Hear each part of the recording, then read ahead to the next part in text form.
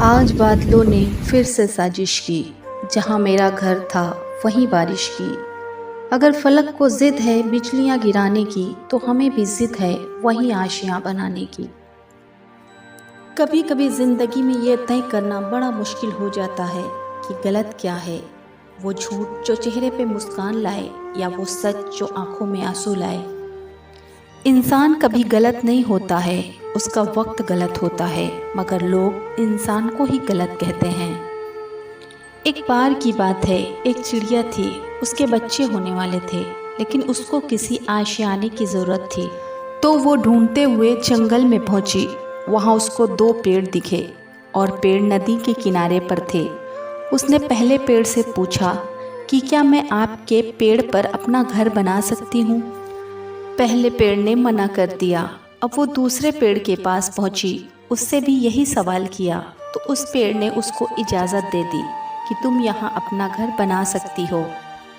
लेकिन कुछ दिनों के बाद एक घटना घटी। वो ये थी कि अचानक बाढ़ आ गई और जिस पेड़ ने उसे मना किया था वो पेड़ उखड़ कर बह गया।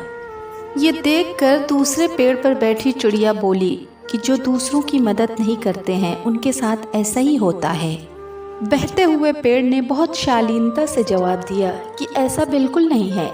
मेरी जड़ें कमज़ोर थी, इसलिए मैंने आपको मना कर दिया था, क्योंकि मैं नहीं चाहता था कि आपका और आपके नन्हे बच्चों का भविष्य मेरी वजह से बह जाए।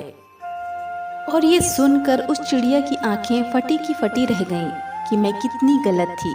दोस्तों, यही बात रियल लाइफ में भी लागू होती है। जब हम किसी से कोई मदद मांगते हैं और वो हमें मना कर देता है, तो हम उसके बारे में कैसी कैसी बातें सोचते हैं। ज़्यादातर केस में वो बातें निगेटिव ही होती हैं, क्योंकि ये लोगों की आदत होती है। लेकिन जब हमें सच्चाई का पता चलता है तो हमारी आंखें उस चिड़िया की तरह खुली की खुली रह जाती हैं। कभी कभी सामने वाले का मना करना हमारी बेहतरी के लिए लिया गया निर्णय भी हो सकता है। इसलिए हमें पॉजिटिव पहलू पर भी विचार करना चाहिए। कभी कभी एक विचार से आपकी लाइफ बदल सकती है।